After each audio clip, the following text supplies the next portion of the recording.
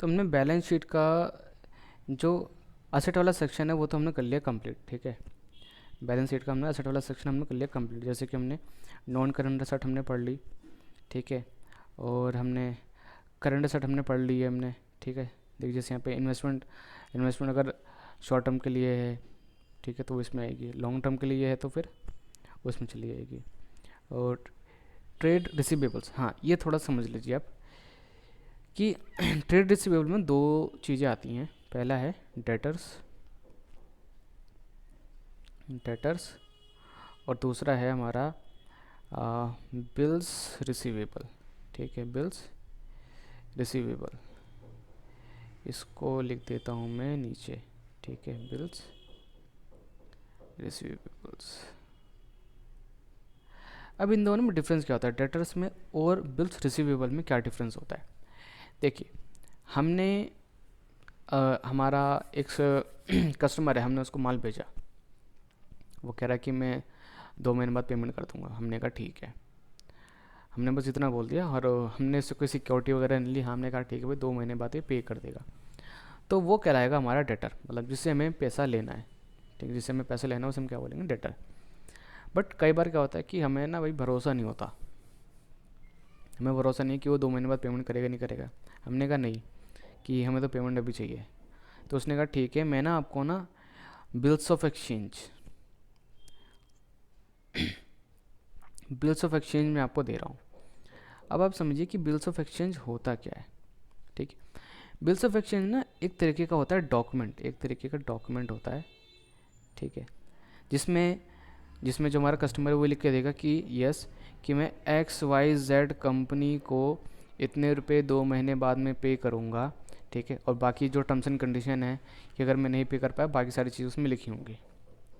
तो ये जो बिल्स ऑफ एक्सचेंज है, ये जो बिल्स ऑफ एक्सचेंज है ये मिल जाएगा हमें।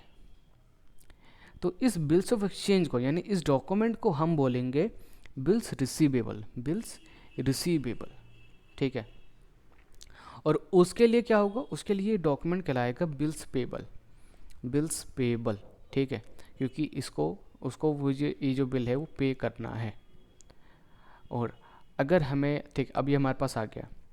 अब अगर हमें पैसे की ज़रूरत है लेकिन उसने बोला कि 2 महीने बाद पेमेंट करूँगा और हमें उससे 1 लाख रुपये लेना है, उसने बोला 2 महीने बाद पेमेंट करूँगा, अब हम उसके पास जा भी नहीं सकते। तो हम क्या कर सकते हैं, उस बिल्स ऑफ एक्सचेंज को बैंक के पास ले जा सकते हैं और हम उसको कैश करवा सकते हैं। बट बैंक जो है वो हमें पूरा पैसा नहीं देगा, वो कुछ अपने चार्जेस वो काटेगा, ठीक है। और बाकी पैसा वो हमको दे देगा। तो बिल्स ऑफ एक्सचेंज का थोड़ा सा ये फ़ायदा होता है। और बाकी तो मैंने आपको सारी चीज़ बता दी, इन्वेस्टमेंट भी मैंने आपको बता दी है, और ट्रेड रिसीवेबल्स भी, कैश एंड कैश इक्विवेलेंट्स, हाँ पता चल गया आपको, बैंक बैलेंस भी, लोन्स ये हमने दे रखा है, हमने लिया नहीं है, और अदर फाइनेंशियल असेट्स। अगर इनके बारे में आपको डीप थोड़ा सा और डिटेल में जानना है कि इन्वेस्टमेंट कहाँ कहाँ कर रखी है, तो आप ये जो नोट नंबर है वो देख सकते हैं जो आपको नीचे दे रखा होगा, ठीक है।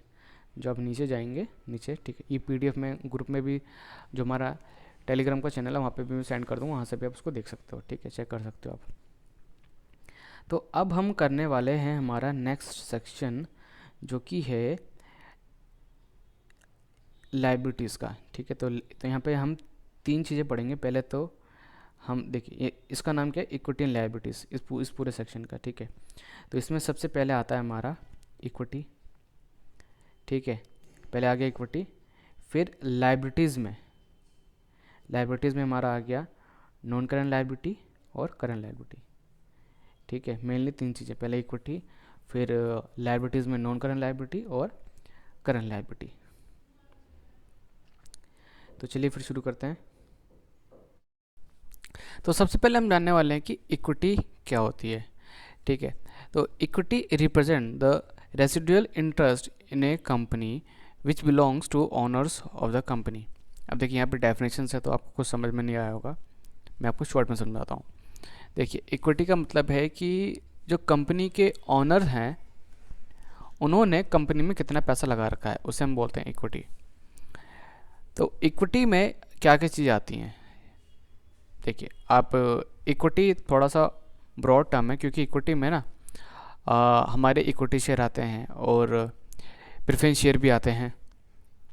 तो इक्विटी शेयर और प्रेफरेंस शेयर में क्या डिफरेंस होता है, पहले आप ये समझ लीजिए। देखिए, जो जो इक्विटी शेयर होल्डर होते हैं और जो प्रेफरेंस शेयर होल्डर होते हैं, उन दोनों में मेन डिफरेंस ये होता है कि इनका जो प्रॉफिट होता है ना वो फिक्स होता है। इनका जो प्रॉफिट होता है वो फिक्स होता है। आपने जो पहले के जो जो चैप्टर्स होंगे उसमें आपने पढ़ा होगा कि इनका जो आमतौर पे जो इनका प्रॉफिट होता है फिक्स होता है कि इनको हाँ कि 8% या फिर 10% जो भी इनके शेयर की फेस वैल्यू होगी उसके हिसाब से इनको मिलेगा, ठीक है। बट इक्विटी वालों को फिक्स नहीं होता है और प्रेफरेंस शेयर होल्डर को इनसे पहले प्रॉफिट का हिस्सा मिलता है, फिर जो बच जाता है फिर वो इक्विटी को मिलता है, ठीक है, जिनके पास इक्विटी शेयर होते हैं। वैसे देखा जाए तो शेयर्स में ये दोनों चीज़ आ जाती है, मतलब कैपिटल में दोनों चीज़ आ जाती हैं। बट अगर हम बात करें सिर्फ इक्विटी के, तो इक्विटी का मतलब क्या है कि ओनर के पास कितने शेयर हैं कंपनी के। अब होता यह है, देखिए, अब इसमें अगर हम बात करें शेयर कैपिटल की, ठीक है, तो शेयर कैपिटल का मतलब क्या है, represent the face value of the paid up share capital of the company. अब ये क्या है, ये फेस वैल्यू और ये पेड अप शेयर कैपिटल। देखिए, मान लेते हैं कि कंपनी के शेयर की फेस वैल्यू है 100 रुपीज़। कंपनी के शेयर की वैल्यू कितनी 100 रुपीज़ है और जिस किसी के पास भी वो शेयर हैं उन्होंने कंपनी को पूरे पैसे दे के ही शेयर खरीदे हैं। तो यानी कि कंपनी की जो पेड अप शेयर कैपिटल हो गई, जो पेड अप, ठीक है, मतलब जिसकी पूरी पेमेंट आ गई है, उसे हम बोलते हैं पेड अप शेयर कैपिटल। तो शेयर कैपिटल का मतलब क्या होता है कि हाँ कि जब पूरी फेस वैल्यू कंपनी के पास आ गई उसे बोलते हैं शेयर कैपिटल। आमतौर पे देखिए, अगर आप किसी भी कंपनी के शेयर खरीदते हैं तो सिंपल सी बात है, आप पूरी पेमेंट करते हैं। ऐसा तो होता नहीं कि आप 10 रुपये 20 रुपये पे करते हो, मतलब कंपनी शेयर की वैल्यू 100 रुपये, आप पहले 10 रुपये पे कर रहे हो, ऐसा तो होता नहीं है, ठीक है। तो ये तो आपको समझ में आ गया कि शेयर कैपिटल। अब देखिए, इक्विटी को थोड़ा सा हम और डिटेल में पढ़ लेते हैं, जो कि बुक की डेफिनेशन है उसके हिसाब से। तो equity represent the residual interest in a company which belongs to the owners of the company. मतलब कि यहाँ पे इंटरेस्ट का मतलब क्या है, इंटरेस्ट मतलब यहाँ समझ लीजिए राइट्स, ठीक है। तो इक्विटी मतलब क्या है, एक तरीके से जो कंपनी के ओनर्स हैं उनके पास कुछ स्पेशल राइट्स हैं। It represent the value of assets minus liability. अब इक्विटी ये बताती है कि कंपनी के पास जो भी असेट्स है उसमें से माइनस करके, मतलब असेट में से जब आप लायबिलिटी माइनस करोगे तो आपके पास इक्विटी निकल के आती है। असेट्स में जब आप लायबिलिटी माइनस करते हो तो आपके पास इक्विटी निकल के आती है, ठीक है। तो ये आप एक तरीके से आप ये फॉर्मूला भी समझ सकते हैं कि asset minus liability is equal to equity. It has several sub components. मतलब इक्विटी को आप अलग अलग पार्ट्स में डिवाइड कर सकते हो, मतलब कुछ ऐसे कॉम्पोनेंट्स होते हैं जिनको मिलाकर इक्विटी बनता है। जैसे यहाँ पे शेयर कैपिटल आ गया, शेयर प्रीमियम आ गया, रिटेन्ड अर्निंग्स हो गया, जनरल रिजर्व हो गया, ऐसी और भी चीज़ें हैं। तो अभी हम सिर्फ इक्विटी के बारे में बात कर रहे हैं। इसके जो कंपोनेंट्स हैं वो नीचे दे रखे हैं, वो हम अभी बाद में पढ़ेंगे। And the break down is not necessarily of significant concern to financial analysts on most occasions। अब आमतौर पे मतलब ये ज़्यादा उतना एनालाइज नहीं किया जाता। होता ये है कि बस हमें इतना देखना ज़रूरी है कि जो प्रमोटर्स हैं उनका स्टेक कितना है और क्या वो जो शेयर हैं वो उन्होंने प्लेस करके रखे हुए हैं, मतलब कि उन्होंने गिरवी रखी, उन्होंने कोई लोन वगैरह तो नहीं ले रखा है। तो ये सारी चीज़ें हमें देखनी पड़ती हैं, मतलब ये ज़्यादा उतनी कंसर्न की बात नहीं होती है हमारे लिए। But analysts who are concerned about company's ability to distribute cash flow to the shareholders would need to observe the breakdown। But कुछ ऐसे एनालिसिस्ट होते हैं हाँ जिनको ये जानना चाहते हैं कि अच्छा ठीक है, कंपनी को प्रॉफिट होगा तो वो कैसे डिस्ट्रीब्यूट होगा, किसको कितना हिस्सा मिलेगा। तो एक तरफ ये ज़रूरी है भी और एक तरफ ज़रूरी नहीं भी है। वैसे मेरे हिसाब से देखा तो ज़रूरी है, क्योंकि आपको पता होना चाहिए कि जो प्रमोटर्स हैं उनके पास स्टेक कितना है कंपनी का, मतलब कितनी ऑनरशिप का कितना पोर्शन उनके पास है। और अगर चल ठीक है, अगर ज़्यादातर उनके पास है तो क्या उन लोगों ने वो जो स्टेक है उसको प्लेस करके रखा हुआ है फिर नहीं, अगर प्लेज करके उन्होंने कुछ लोन उठा रखा है, अगर ज़्यादा ही है, तो ये थोड़ी सी खतरे की घंटी है, क्योंकि इसका मतलब ये है कि they are not interested in company. ठीक है, मतलब कंपनी में ज़्यादा कोई इंटरेस्ट नहीं ले रहे हैं आप। ठीक है, जैसे आप येस बैंक के साथ भी आपने देखा होगा। अब बात करते हैं हम, देखिए शेयर कैपिटल तो हमने बात कर ली, अब हम बात करते हैं शेयर प्रीमियम की। तो शेयर प्रीमियम का मतलब होता है amount received towards paid up capital that is over and above value of shares. अब इसका मतलब देखिए, कंपनी की फेस वैल्यू मान लेते हैं 100 रुपीज़ है।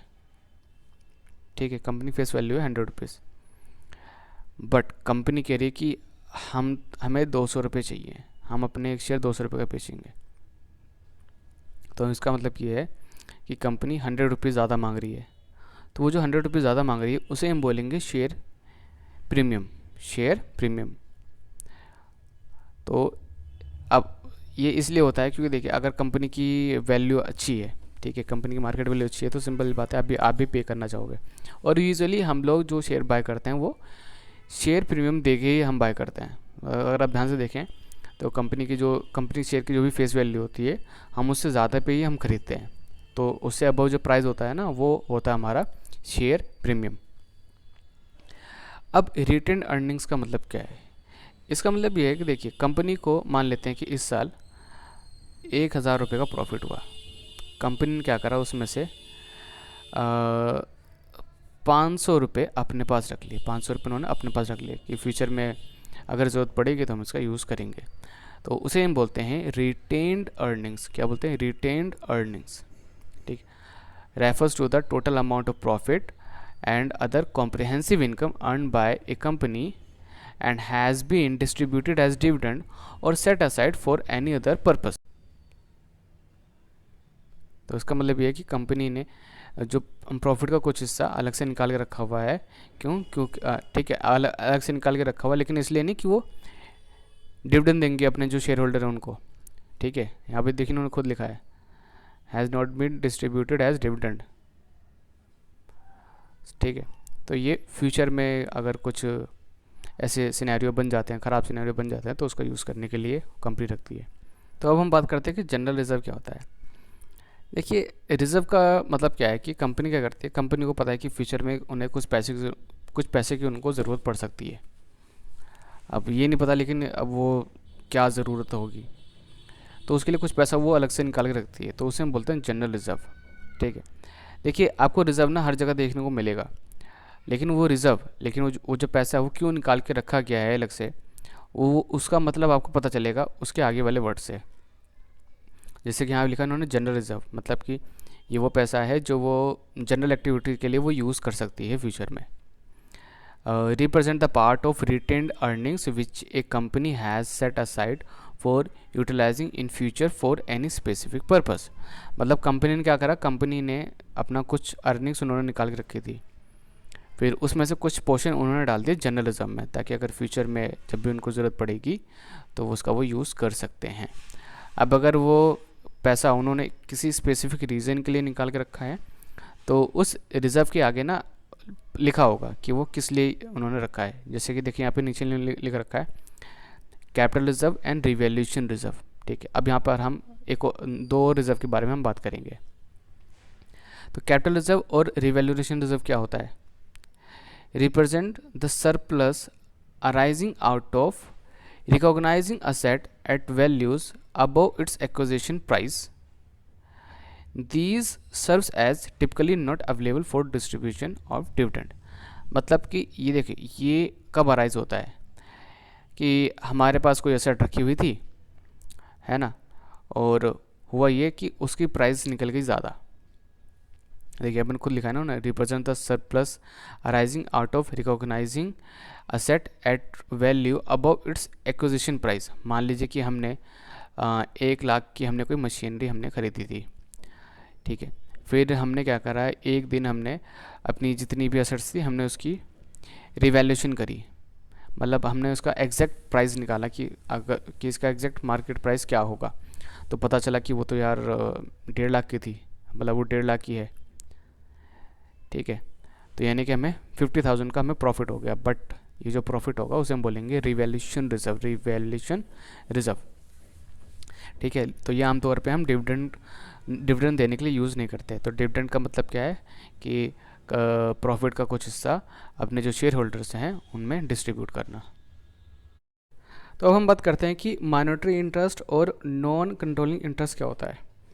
तो ये ना कुछ शेयर होते हैं, ठीक है, जो कि एक सब्सिडरी कंपनी के होते हैं, बट वो हमारे नहीं होते, ठीक है, वो किसी जो जो थर्ड पार्टी होते हैं ना, जो थर्ड पार्टी शेयर होल्डर्स होते हैं वो उनके होते हैं। तो ये सिर्फ और सिर्फ कंसोलिडेटेड फाइनेंशियल स्टेटमेंट में शो किया जाता है। देखिए इसको ऐसे समझिए कि ये हो गई हमारी कंपनी, ठीक है, ABC लिमिटेड, और एक कंपनी और है, इसका नाम है XYZ लिमिटेड। तो मेरे पास क्या है, मैं हमारे ABC लिमिटेड के पास XYZ कंपनी के कुछ शेयर हैं, ठीक है, बट वो शेयर हमारे पास वो हमें बिलोंग नहीं करते, वो किसी और को बिलोंग करते हैं। वो हमारे शेयर नहीं, वो किसी और के शेयर हैं वो, ठीक है, बट वो हमारे पास हैं। तो इसको हम क्या करते हैं, इसे सिर्फ हम कंसोलिडेटेड फाइनेंशियल स्टेटमेंट में हम शो करते हैं बस। अब हम बात करते हैं कि नॉन करंट लायबिलिटीज़ क्या होती है। इक्विटी की तो हमने चलो बात कर ली, अब नॉन करंट लायबिलिटीज़ क्या होती हैं। नॉन करंट लायबिलिटीज़ ऐसी लायबिलिटी होती हैं जो कि हमें मोर देन 1 अकाउंटिंग पीरियड में हमें पे करनी है। लायबिलिटी का मतलब क्या है कि हमने किसी से लोन वगैरह ले रखा होगा, ठीक है, तो हमें उसकी पेमेंट करनी है, ठीक है, हमने किसी लोन रखा तो हमें उसकी क्या करनी है, हमें उसकी पेमेंट करनी है। तो उसे हम क्या बोलेंगे, नॉन करंट लायबिलिटी। लेकिन नॉन करंट लायबिलिटी तब बोलेंगे जब वो लॉन्ग टर्म के लिए है। लेकिन अभी जो लॉन्ग टर्म जो टाइम पीरियड है वो कितना होगा, तो वो 1 साल से ज़्यादा का टाइम पीरियड होता है, यानी कि मोर देन 1 अकाउंटिंग पीरियड। तो नॉन करंट लायबिलिटी के भी अलग अलग टाइप होते हैं। तो पहले तो डेफिनेशन दे रखी है कि नॉन करंट लायबिलिटी क्या होती है। It represents obligations of the company that have been fulfilled after 1 year, यानी कि ये कंपनी के ऑब्लिगेशंस है जो कि कंपनी आफ्टर 1 ईयर के बाद वो उसको पे करने वाली है। मतलब उसके बाद जो टाइम पीरियड है वो मोर देन 1 अकाउंटिंग पीरियड का है। अब यहाँ पर जो नॉन करंट लायबिलिटी हैं वो अलग अलग टाइप की हैं। पहली है लॉन्ग टर्म डेट। तो इसका मतलब क्या है कि कंपनी ने किसी से उधार ले रखा है। अब वो जो उधार ले रखा है, हो सकता है कि कंपनी ने लोन लिया हो, या फिर कंपनी ने डिबेंचर इशू करे हों, या फिर बॉन्ड्स के थ्रू, या फिर नोट्स के थ्रू। तो यहाँ पे मैं आपको डिबेंचर्स का मतलब बताता हूँ। डिबेंचर्स का मतलब है कि देखिए, अब कंपनी जिस तरीके से इक्विटी शेयर इशू करती है और पैसा लेती है, तो उसमें क्या होता है कि कंपनी को बाद में पैसा वापस नहीं करना होता, क्योंकि जिसको भी इक्विटी शेयर दिए वो कंपनी का एक तरीके से ओनर है। लेकिन जब कंपनी डिबेंचर इशू करती है, डिबेंचर भी एक तरीके का डॉक्यूमेंट होता है, तो जब कंपनी डिबेंचर इशू करती है तो कंपनी पैसा उधार लेती है, और जब वो इशू करती है तो ये भी बताती है कि आपको इस पर हम इतना इंटरेस्ट रेट देंगे, और आपका डिबेंचर सिक्योर्ड होगा या फिर अनसिक्योर्ड होगा वो ये भी बताएगी। सिक्योर्ड का मतलब कि अगर कंपनी अगर बंद हो जाती है तो कंपनी क्या करेगी, उस सिनेरियो के लिए वो पहले से अपनी कोई असेट वो रख देगी, ठीक है, कि मतलब कि हमारी एक मशीनरी है या फिर कोई बिल्डिंग है, अगर कंपनी बंद हो जाती है तो उसको बेच के इनका पैसा दे दिया जाए। और अनसिक्योर्ड वाले क्या होते हैं कि वो सिक्योर नहीं होते हैं।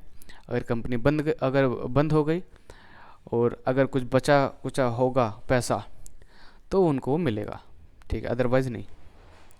तो अब आपको शायद डिबेंचर का मतलब समझ में आ गया होगा। तो डिबेंचर इशू करके भी कंपनी मनी रेज करती है जो आम जनता होते हैं उनसे। बट क्वेश्चन ये है कि कंपनी फिर लोन क्यों लेती है, डिबेंचर क्यों इशू कर रही है। तो उसका आंसर ये है कि अगर मान लेते हैं कि एक डिबेंचर है 100 रुपये का, एक डिबेंचर है 100 रुपये का, तो कंपनी क्या करती है, कंपनी ना 100 रुपये इकट्ठे नहीं मंगाती। कंपनी कहती है काम करो आप ना, हमें देखो हमें 100 रुपये की ज़रूरत है, लेकिन अभी आप हमें 20 रुपये दो, बाकी 80 रुपये की ज़रूरत जब हमें होगी तो हम आपसे मंगा लेंगे।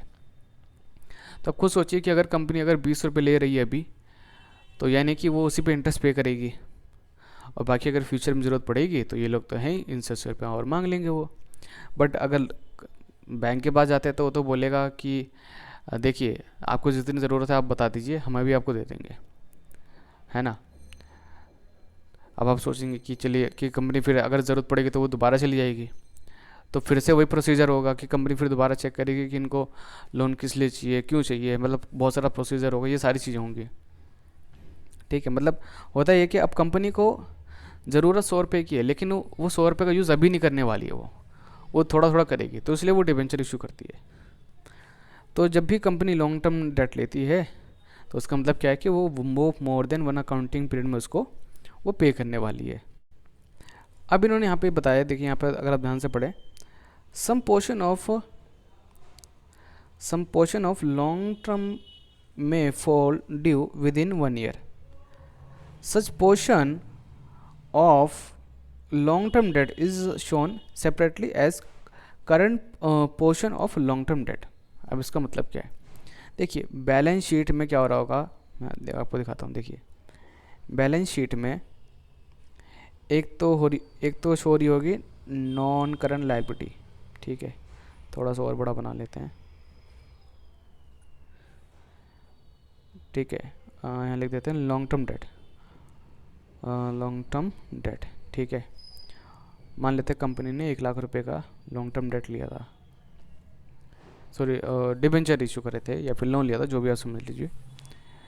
अब हुआ ये कि अब अगले साल कंपनी ने अगले साल कंपनी को 10,000 रुपये पे करने हैं। अब अगला साल आ गया तो कंपनी क्या करेगी, कंपनी इसको कर देगी 90,000। ठीक है, लॉन्ग टर्म डेट को कर देगी 90,000, बाकी जो 10,000 है वो डाल देगी करंट लायबिलिटी वाले सेक्शन में। ठीक है, करंट लायबिलिटी का मतलब क्या है, करंट लायबिलिटी का मतलब जो विद इन अकाउंटिंग पीरियड उनको पे करना है, मतलब उसी अकाउंटिंग पीरियड में उनको पे करना है, तो वो डाल देगी 10,000 यहाँ पर। ठीक है, जिस अकाउंटिंग पीरियड में उनको पे करना है, तो उसी तरीके से हर साल ये कम होता रहेगा। ठीक है, तो यहाँ पे उसी चीज़ की बात हो रही है कि some portion of long term में fall due within 1 year. ठीक है, अब हो सकता है कि जो भी उन्होंने लॉन्ग टर्म डेट लिया है उसका कुछ पोर्शन उनको इस साल पे करना हो, तो वो क्या होगा, वो वहाँ से वो नॉन करंट लायबिलिटी से हटके वो चला जाएगा करंट लायबिलिटी वाले सेक्शन में। ठीक है, करंट लायबिलिटी वाले सेक्शन में वो चला जाएगा। और उसी तरीके से जो उस पर इंटरेस्ट पे करना होगा वो भी चला जाएगा करंट लायबिलिटी में। देखिए यहाँ पे लिखा है इन्होंने, further accrued interest shown separately, मतलब जो अब इंटरेस्ट तो पे करना है उनको उसी अकाउंटिंग पीरियड में, तो वो भी अलग से ही शो किया जाएगा। और अगर आपको इस बारे में थोड़ा डिटेल में जानना है तो वो जो लॉन्ग टर्म डेट होता है उसके जो नोट्स टू अकाउंट है आप वो दे सकते हैं। तो यहाँ पे हम चलते हैं हमारी जो बैलेंस शीट है उसकी तरफ, तो वहाँ पे हम देखते हैं कि क्या कंपनी के ऊपर कोई लॉन्ग टर्म डेट है, और इसका जो नोट्स टू अकाउंट है हम वो भी देखते हैं।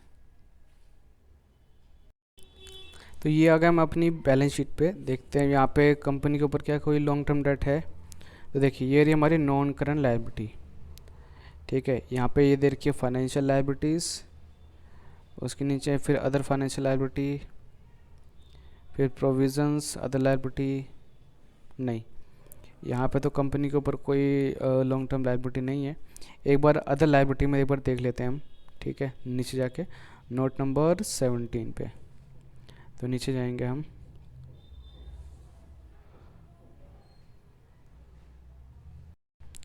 तो ये आ गए हैं हमारी अदर लायबिलिटी के नोट्स टू में, सॉरी नोट्स टू अकाउंट में। ठीक है, तो यहाँ पर तो हमें इस तरीके का कुछ दिख नहीं रहा है लॉन्ग टर्म डेट। ठीक है, तो इसमें तो दे नहीं रखा है। हाँ, इस बुक में बैलेंस शीट दे रखी है, वो है भारतीय एयरटेल की, वो देख लेते हैं। ये देखिए दे रखा है, अगर आपको नज़र नहीं आ रहा तो आप जो बुक है आप वो ओपन कर लीजिए, उसमें आपको थोड़ा साफ नज़र आ जाएगा। देखिए ये हमारी नॉन करंट लायबिलिटी है, और इसमें देखिए इन्होंने जो अमाउंट पे होना है, देखिए यहाँ पे लिखा हुआ है ना टर्म लोन्स, तो ये हमारा लॉन्ग टर्म डेट है। ठीक है, मतलब यहाँ पे देखो दोनों ही हमारे लॉन्ग टर्म डेट हैं, बट ये वाला सिक्योर्ड है और ये अनसिक्योर्ड है। ठीक है, सिक्योर्ड मतलब कि हाँ कंपनी ने कुछ ना कुछ असेट वगैरह उन्होंने रखी होगी इस चीज़ के लिए, और अनसिक्योर्ड जो कि सिक्योर्ड नहीं है, मतलब कंपनी ने लोन तो लिया है और ये सेफ़ नहीं है, मतलब अगर कंपनी बंद हो गई तो जिन लोगों ने अनसिक्योर्ड लोन दिया है भारतीय एयरटेल को, तो जब ये कंपनी पूरी तरीके से बंद हो जाएगी, अगर कुछ पैसा बचेगा तो उनको मिलेगा, अदरवाइज़ नहीं। तो यहाँ पे देखिए कि ये है हो गया हमारा लॉन्ग टर्म डेट, ठीक है। और व्हीकल लोन भी लिया है इन्होंने। अब उसमें से ये ना करंट पोर्शन को ये माइनस कर रहा है, मतलब जो उनको इस साल पर्टिकुलर ईयर में जो उनको पे करना है वो पोर्शन उन्होंने माइनस कर दिया है, ठीक है। इतना अमाउंट उन्होंने माइनस कर दिया है, ठीक है। यहाँ पे भी देखिए, नीचे भी देखिए, सिक्योर्ड में भी और अनसिक्योर्ड में भी इन्होंने, ठीक है।